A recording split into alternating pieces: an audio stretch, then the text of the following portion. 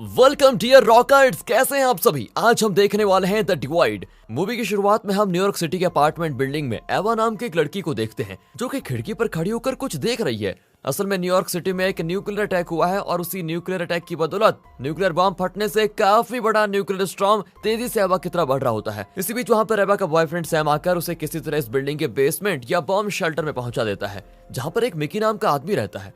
इस बेसमेंट में देखें तो 8 लोगों के आने के बाद वो दरवाजे को अच्छी तरह सील कर देता है ताकि कोई भी न्यूक्लियर एडिशन अंदर ना पाए। यहाँ पर एवा, सैम और मिकी के अलावा एंड्रियन और जॉश नाम के 2 भाई और जॉश का दोस्त बॉबी होता है। साथ ही में डेल्विन नाम का एक शख्स होता है और मैरलिन के साथ उसकी बेटी वेंडी होती है। अब इस जगह पर मिकी रहता था तो वो सभी से कहता है कि यहाँ मेरे रोल के हिसाब से रहना होगा, जैसे कि तुम बाहर नहीं जा सकते और ना ही दरवाजा खोल सकते हो, और अगर ये करने की कोशिश की तो मैं खुद उसकी जान ले लूंगा। इसी बीच बाहर कुछ अजीब सी आवाजें आती हैं और कुछ धूल जॉश के साथ बॉबी के ऊपर गिर जाती है। दोनों को लगता है कि ये रेडिएशन डस्ट है तो दोनों घबरा भी जाते हैं। अब इस पर मिकी दोनों को बताता है कि ये बिल्डिंग की गिरने से निकली नॉर्मल डस्ट है। अब ये बात जानकर दोनों में तब जान आती है कि चलो बच गए। इस पॉइंट पर वेंडी रोते हुए मिकी से कहती है कि मुझे बाहर जाना है। फिर मिकी उसे बताता है कि अगर तुम बाहर निकली तो रेडिएशन की वजह से तुम्हारे बाल गिरने लग जाएंगे, साथ ही तुम्हारी त्वचा भी जलने लगेगी। ये चीज सुनकर तो वेंडी सहम से जाती है, जिसे उसकी मां मैरलिन संभालती है और तब वो मिकी से कहती है कि तुम्हें पता नहीं क्या बच्चों को कैसे बात करनी चाहिए। इसका दोस्तों वो कोई जवाब नहीं देता। मिकी फिर सभी को थोड़े से बीन्स खाने के लिए देता है, साथ ही कहता है हमें यहाँ बचे रहकर मदद का इंतजार करना चाहिए। लेकिन जॉश बाहर जाना चाहता है कैसे भी करके। वो बॉबी को लेकर जैसे ही दरवाजे की तरफ जाता है, मिकी उसके ऊपर एक कुल्हाड़ी से हमला कर देता है, जिससे जॉश बाल बचता है। मिकी बताता है कि तुम लोग जानते भी हो क्या जापान, हिरोशिमा और नागासाकी में क्या हुआ था? चेरनोबिल का वो न्यूक्लियर हादसा, वो भोपाल गैस स्ट्रेटेजी, जानते हो ना इसके बारे में? कितने सालों तक लोग मारे गए। अगर इस रेडिएशन का थोड़ा सा भी हिस्सा अंदर आ गया ना तो सोचो हम में से कोई नहीं बचेगा। उसे एवा बीच में रोकते हुए कहती है कि रुक जाओ, मुझे अब कुछ नहीं सुनना है, मत कहो कुछ भी। अब रात में एवा देखती है कि मिकी का एक अपना अलग ही रूम है जहां उसने किसी को भी जाने से मना किया होता है। इसी बीच उसकी और सैम की बातों से हमको ये पता चलता है कि दोनों के बीच के रिश्ते अच्छे नहीं है, जिसे सैम संभालने की कोशिश कर रहा होता है। सैम को तो बाहर जाने की सनक सी हो जाती है क्योंकि उसका मानना था कि आखिर कब तक हम ऐसे इंतजार करते रहेंगे। अब उसे रोकने के लिए मिकी सैम को एक पंच दे मारता है, जिसको देखकर विंडी तो डर ही जाती है। आखिर बच्ची जो है, मिकी विंडी से कहता है कि तुम चिंता मत करो, मैं तुम्हें कुछ नहीं करूंगा। तभी इन सबको बाहर कुछ हलचल महसूस होती है, मानो कोई बाहर से इनके दरवाजे को काट रहा हो। सभी को लगता है कि ये इनके देश के सोल्जर्स हो सकते हैं जो इनको बचाने के लिए यहाँ पर आए हैं। इसी बीच दरवाजा खुलता है तो ये 5 सोल्जर्स होते हैं जिन्होंने रेडिएशन से बचने के लिए सूट्स पहने हुए हैं। ये 5 सभी पर गन तान देते हैं। फिर उनमें से 2 सोल्जर्स विंडी को पकड़कर उसे एक इंजेक्शन देते हैं, फिर उसे लेकर चले जाते हैं। मैरलिन अपनी बेटी को हर हाल में बचाना चाहती है, लेकिन अभी क्या करे वो, बल्कि ये जो 3 सोल्जर्स होते हैं इन्हें सभी को मारने का आदेश दिया होता है। अब होता यह है कि इन सब के बीच मिकी यहाँ पर नहीं था, वो पहले अंदर जा चुका था, जिस कारण मिकी सोल्जर्स पर अचानक से हमला कर देता है और उनमें से एक को मार भी देता है। दूसरे सोल्जर का काम डेल्विन तमाम कर देता है और बाकी बचा तीसरा सोल्जर वो ताबड़तोड़ गोलियां चलाने लग जाता है। इसमें एंटन घायल हो जाता है बेचारा। अब वो सोल्जर सैम को मारने वाला होता है, पर इससे पहले मिकी उसे गोली मारकर मौत के घाट उतार देता है। वो लोग सोल्जर्स का मुंह खोलकर देखते हैं तो इन्हें वो एशियन लग रहे होते हैं। बेचारी मैरलिन को अपनी बेटी विंडी की बहुत फिक्र होती है और एंडन भी घायल हो चुका है। फिर डेल्विन उनमें से एक सोल्जर के रेडियो को किसी मदद की उम्मीद से चलाकर देखने लगता है, लेकिन मिकी तभी उसको तुरंत रेडियो बंद करने के लिए कहता है क्योंकि इससे और बड़ी मुसीबत आ सकती है। ये लोग फंस सकते हैं क्योंकि दूसरी तरफ के लोग भी इनकी लोकेशन और फ्रीक्वेंसी को नोट कर सकते हैं। अब मैरलिन विंडी को लाने के लिए दरवाजे की तरफ जाने लग जाती है तो उसको सभी जबरदस्ती स्टोर रूम में बंद कर देते हैं। अब देखा जाए तो ऐसे तो 3 रेडिएशन सूट्स यहाँ पर हैं, जिनमें से 2 तो गोलाबारी में डैमेज हो चुके हैं, बस एक ही बचा है। तो इनमें से किसी एक को वो सूट पहनकर बाहर जाकर देखना होगा कि वहाँ पर क्या चल रहा है। एवा वहाँ जाने के लिए रेडी होती है, पर मिकी उस पर विश्वास नहीं करता। जॉश का भाई एंटन घायल था तो जॉश जरूर वापस आएगा, इसलिए मिकी जॉश को जाने के लिए कह देता है। इधर एवा मैरलिन को हिम्मत देती है कि देखो सब कुछ ठीक हो जाएगा, तुम्हारी बेटी जरूर मिल जाएगी। और मैरलिन फिर जॉश के बाहर जाने से पहले उससे वादा लेती है कि तुम विंडी को जरूर लेकर आओगे। जॉश भी विंडी को लेकर आने का वादा करके बाहर निकल जाता है। अब ये लोग देखते हैं कि दरवाजे से बाहर रेडिएशन से बचने के लिए एक प्लास्टिक टनल है जो कि एक लैब की तरफ जा रही है। गन लेकर जॉश लैब की तरफ बढ़ता है, जहाँ का नजारा देखकर वो दंग रह जाता है। यहाँ किसी तरह की कोई रिसर्च या एक्सपेरिमेंट वगैरह चल रहा है। वो देखता है कि वहाँ कई सारे स्लीपिंग कैप्सूल्स में बच्चे हैं, जिनमें से एक वेंडी भी होती है। उसके सर के बाल निकाल दिए गए हैं, आंखों पर बैंडेज लगाया हुआ है और उनके मुंह में एक ट्यूब भी जोड़ी गई है जिससे वो सांस ले पाए। ये सब कुछ देखकर जॉश हैरान भी हो जाता है और दंग भी। हालांकि ये कैसी रिसर्च और क्यों की जा रही है, इस चीज का ना जॉश को पता होता है और ना ही हमें। जॉश को कुछ सोल्जर्स पहचान कर उसको पकड़ने जाते हैं तो वो वापस बंकर की तरफ भाग जाता है। इस दौरान वो 2 सोल्जर्स को भी मार गिराता है दोस्तों। साथ ही उसकी गन भी वहीं छूट गई थी। वापस आकर वो बताता है कि बाहर कुछ भी नहीं बचा है, सब कुछ तबाह हो चुका है।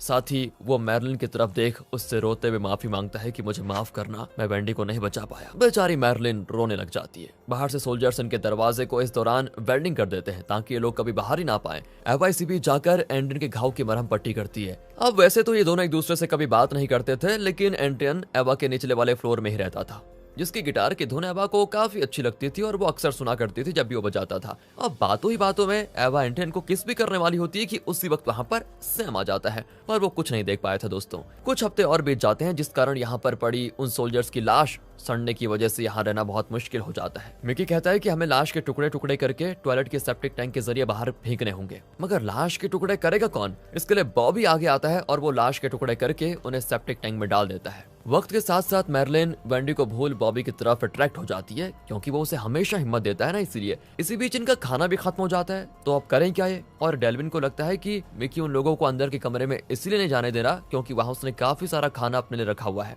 इसलिए वो सभी लोगों को इकट्ठा करके अंदर जाता है। वहाँ ये लोग देखते हैं कि दीवारों पर 9/11 की कुछ न्यूज़पेपर कटिंग्स हैं और मिकी की वाइफ और बेटी तस्वीर में मौजूद है। मिकी सभी से कहता है कि यहाँ कोई भी खाना नहीं है, जो था वो खत्म हो चुका है। यहाँ दोस्तों जब बात बिगड़ने लगती है तो मिकी जॉश को एक जोर का पंच मारता है। एवा समझ नहीं पा रही थी कि वो क्या करे। वो इस बारे में मैरलिन से बात करने जाती है, लेकिन वो तो बॉबी के साथ एंजॉय, ऐसा लग रहा है कि वो अपनी बेटी के बारे में तो भूल ही गई है सब कुछ। फिर एवा उस कमरे से बाहर निकल जाती है। अब रात में हम देखते हैं कि डेल्विन अपने पास एक गन निकालता है। दरअसल वो एक सिक्योरिटी गार्ड था, तो उसके पास गन पहले से ही थी। वो इस गन से मिकी को मार देना चाहता है। इस दौरान एवा भी उसको देख लेती है और उसका पीछा करती है। डेल्विन देखता है कि मिकी के कमरे में एक सीक्रेट रूम है, जहाँ पर सच में खाना काफी ज्यादा था। मिकी ने सच में वहाँ पर खाना स्टोर करके रखा हुआ था दोस्तों। अब डेल्विन उसे मारता इससे पहले मिकी डेल्विन को उसकी गन से गोली मार देता है, और ये देखकर एवा सभी को वहां पर बुला लेती है और सभी मिकी को पकड़कर कुर्सी से बांध देते हैं। मिकी ने जहां पर फूड रखा था वहां के डोर को कोड से लॉक किया गया होता है। उस कोड को ये लोग मिकी से पूछते हैं तो पहले तो वो कुछ नहीं बताता, फिर जब जॉश उसकी एक उंगली काट देता है तो मिकी तुरंत वो कोड बता देता है। बीते हुए दिनों के साथ रेडिएशन इस बंकर में भी लीक होने लग जाता है, जिस कारण सभी पर कुछ न कुछ असर हो जाता है। एवा देखती है कि ये सभी लोग पागल हो रहे हैं, जैसे कि बॉबी और जॉश मैरलिन के साथ लगातार इंटीमेट हो रहे होते हैं, उसे टॉर्चर भी करते हैं। एवा परेशान होकर दरवाजा पीटने लग जाती है, जो देखकर उसके पास सैम आता है और वो भी उसके साथ जबरदस्ती करने की कोशिश करता है। उसे भी बड़ी मुश्किल से एवा धक्का देकर चली जाती है। खाने वाले रूम पर जॉश और बॉबी का कब्जा हो चुका था। सिर्फ दोस्तों एंड्रियन ही था जो थोड़ा बहुत एवा को समझता था। एक दिन एवा देखती है कि जॉश और बॉबी सैम के साथ शराब पी रहे हैं, जहाँ पर मैरलिन भी बैठी हुई है, जिसे बॉबी और जॉश ने इस कदर टॉर्चर कर दिया है कि उसकी नाक और मुंह से खून बहता रहता है। इस पॉइंट पर जॉश एवा से ये पूछता है कि तुम ट्रुथ लोगी या डेयर। जी हाँ दोस्तों, वो ट्रूथ एंड डेयर खेल रहे थे। एवा ट्रुथ बोलती है तो जॉश उससे सवाल पूछता है कि तुम सैम से प्यार करती हो क्या। एवा हाँ में जवाब देती है। अगला सवाल वो करता है कि तुम मेरे भाई एंड्रियन से प्यार नहीं करती। इस पर एवा कहती है कि तुम अपना सवाल पूछ चुके हो। अब अगली बारी होती है सैम की, जो डेयर चुनता है। तो जॉश उसे डेल्विन की लाश को काट कर ठिकाने लगाने का डेयर दे देता है, जो कि सैम के बस का था नहीं। इसलिए एवा उसको रोकती है, जिससे जॉश को गुस्सा आ जाता है कि ये बीच में दखल दे रही है। वो तो सैम का हाथ पकड़कर मोड़ ही देता है। फिर वो एवा से कहता है कि अगर तुम इसे जिंदा देखना चाहती हो तो जाकर उस लाश के टुकड़े कर दो। बेचारी एवा क्या ही करती, वो किसी तरह डेल्विन की लाश के टुकड़े करके उसे सेप्टिक टैंक में डाल देती है। अब पानी सर के ऊपर हो रहा था। चेयर से बंधा मिकी एवा से कहता है कि देखो मुझे खोल दो, मैं सब कुछ सही कर दूंगा, और उस खाने को मैंने छुपाया नहीं था, बल्कि मैं तुम लोगों को बताने ही वाला था। पर एवा को उसकी बातों पर विश्वास नहीं होगा, और होगा भी क्यों। तो मिकी एवा से कहता है कि स्टोर रूम में मैंने एक गन छिपा कर रखी हुई है, विश्वास न हो तो जाकर देख लो। इस बारे में एवा सैम से बताती है, लेकिन उसे मिकी की बातों पर जरा भी भरोसा नहीं है। फिर भी वो एवा के कहने पर चुपके से स्टोर रूम में देखने के लिए तैयार हो जाता है। इधर बॉबी और जॉश एक दूसरे के सर के बाल पूरी तरह से उतार देते हैं। उनका दिमाग इस कदर खराब हो चुका है कि वो क्या कर रहे हैं उन्हें कुछ भी नहीं पता चलता। वो एक दूसरे का बड़ा अजीब ही मेकअप कर रहे होते हैं। और यहाँ पर हम देखते हैं कि बॉबी को मानो पता हो कि अब वो सभी कुछ ही दिनों के मेहमान हैं, इसलिए उसकी आंखों में आंसू आ गए हैं। अब इधर जैसा कि एवा को मिकी ने बताया था कि वहाँ पर गन रखी हुई है, तो एवा स्टोर रूम में देखने जाती है जहाँ पर जॉश और बॉबी होते हैं। उनको देखकर वो पूरी तरह डर जाती है, क्योंकि उसने वहां बेड पर मैरलिन की लाश भी देखी होती है, जिसे इन दोनों ने टॉर्चर कर आखिरकार मार ही डाला।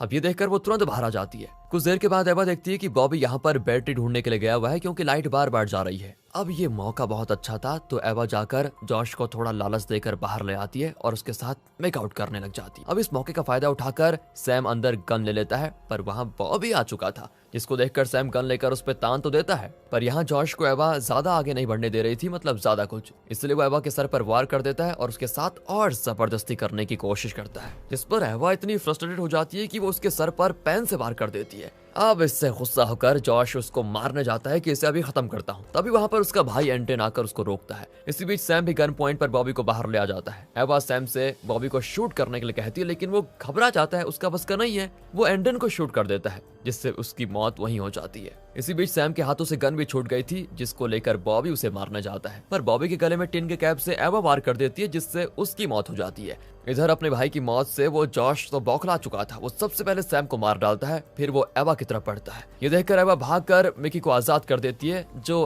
आजाद होते ही जॉश को गोली मार देता है। लेकिन जॉश ने हार नहीं मानी होती, वो लालटेन के जरिए खुद को आग लगा लेता है ताकि उसके साथ जलकर सभी मर जाएं। और मिकी ने एवा को बताया था कि सेप्टिक के जरिए टैंक की गंदगी में तैरते हुए यहाँ से बाहर निकल सकते हैं, और यहाँ एक ही रेडिएशन सूट भी था। तो एवा जल्दी से वो सूट लेकर टॉयलेट में चली जाती है और वहाँ का दरवाजा बंद कर देती है। आग बढ़ती जाती है और बाहर खड़ा मिकी दरवाजे को पीट रहा होता है। एवा जल्दी से सूट पहनकर सेप्टिक से होते हुए गंदगी में तैरकर बाहर निकल जाती है। तो उधर मिकी अपनी बीवी और बेटी को याद करते हुए आग लगने के कारण उसकी भी मौत हो जाती है। इस तरफ एवा देखती है कि पूरा शहर तबाह हो चुका है, चारों तरफ सिर्फ राख ही राख है, जिंदगी का कोई नामो निशान नहीं है। इस तबाही को देखते हुए मूवी दोस्तों यहीं पर खत्म हो जाती है। यार कई सवाल हैं इस मूवी में जिसके जवाब नहीं मिले, जैसे कि वो लोग बच्चों पर किस तरह के एक्सपेरिमेंट कर रहे थे, वो सोल्जर्स किस देश के थे, आखिर परमाणु हमला आखिर किस देश ने किया और क्यों किया, मिक्की की क्या कहानी थी, साथ ही एवा आगे क्या करेगी, ये सभी सवालों के जवाब हमें मिलते हैं नहीं मिलते यार इस मूवी में, और ना ही इस मूवी के और पार्ट्स लाए गए, पता नहीं कब लेकर आएंगे। खैर उम्मीद करते हैं कि आगे कुछ आएगा। बाकी मिलते हैं अगली वीडियो में, ध्यान रखेगा अपना, वीडियो अच्छी लगी हो, एक्सप्लेनेशन अच्छा लगा हो तो लाइक कीजिए, चैनल को सब्सक्राइब, ध्यान रखिए अपना, and finally thanks for watching.